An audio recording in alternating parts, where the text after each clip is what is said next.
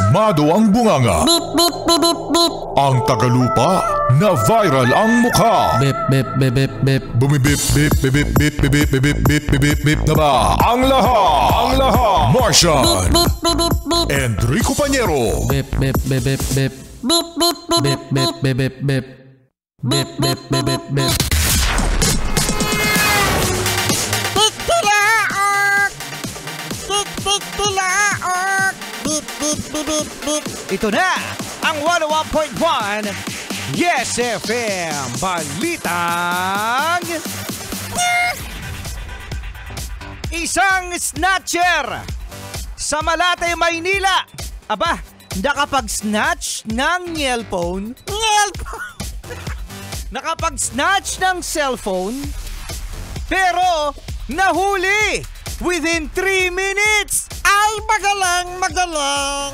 Oh yeah, palakpakan natin mga yes friend ang PNP Malate dahil 3 minutes lang 3 minutes lang nahuli na ang snatcher na ito. Kaya pasalamat ng pasalamat ang biktimang babae sa mga pulis dahil sa mabilis na aksyon nito sa pag-snatch ng kanyang cellphone.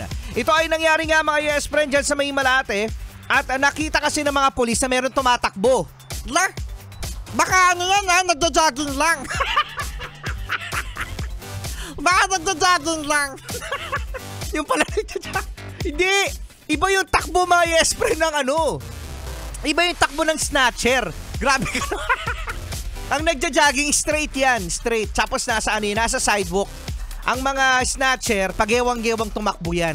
Oo, tapos hinihingal, tapos makikita mo sa mukha mga yes friend na nagmamadali. Yung mga jogging, lang yan, petiks-petiks. Saka yung mga nagja-jogging, madalas may mga sinusubo yan. May sinusubo. Nagja-jogging nga May sinusubo.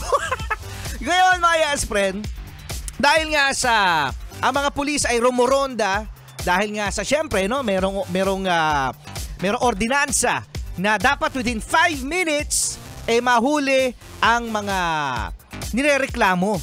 Kaya nga merong 911 Kaya nakakatuwang malaman mga yes friend na merong mga ganitong mga kaganapan kasi ako naniniwala ako na ang pagsi-cellphone sa labas mga yes friend ay hindi masama.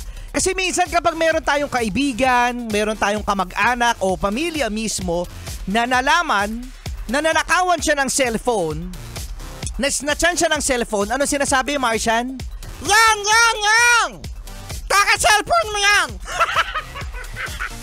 Alam mo na nga, na delikado sa labas, nagse-cellphone ka, nilalabas mo pa yung cellphone.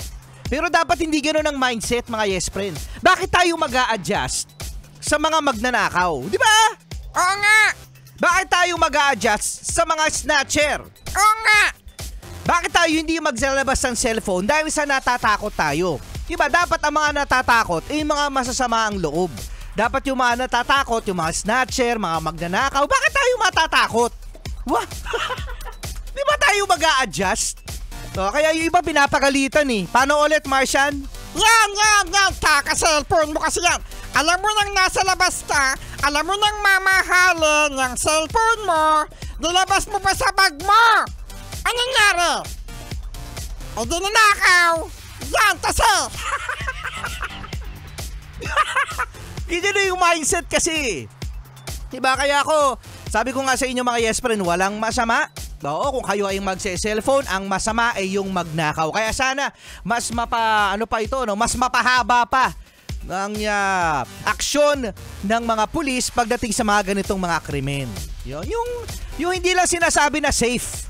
Yung feel natin na safe tayo. Kaya sa Malate PNP, again, congratulations at sana makarinig din tayo ng ganitong balita sa iba pang mga istasyon ng mga pulis. Kasama nyo pa rin Enrico Pañero at Martian! Ano si ate nagsa-cellphone, Tago mo yan!